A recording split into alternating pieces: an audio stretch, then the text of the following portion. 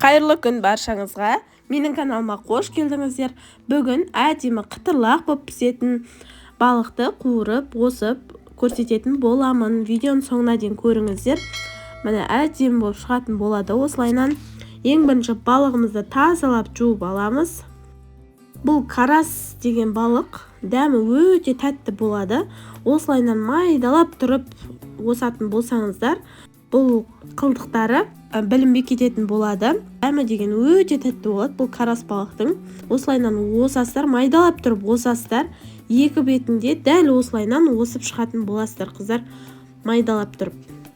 Осылайынан әдемі болып майдаланып осылып шығатын болады. Тұзды алып, дәл осылайынан осыған жерлеріміздің бәріне осылайынан тұзды сіңдіріп араларына кіргізіп тұзды салып алатын боламыз. 5-10 минутқа қойып қоямыз. Тұзды сіңетін болады. Дәл осылайынан орталарына да сөп жіберетін боламыз. 5-10 минуттан кейін қуырып, осылайынан майдың ішіне пиязды салып, осылайынан қап-қара болған кезде майымыз қызған болады.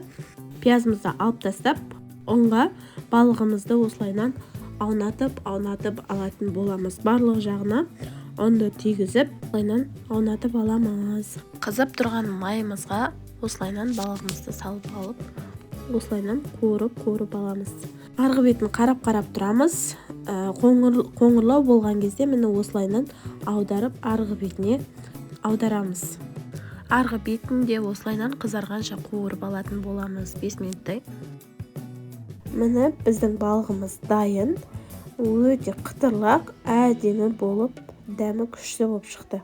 Қылтығы да майда қылтықтары да онша білінбей, әдемі болып шығатын болады. Қыздар, қуырып көріңіздер. Осылайынан пиязымызды үстіне қойып, пиязбен қосып тұрып күштілеп жеп аламыз. Бізге ас болсын, сіздер де жасап көріңіздер. Менің каналыма лайк басып, тіркеліп, қолдап кетіңіздер. Рахмет.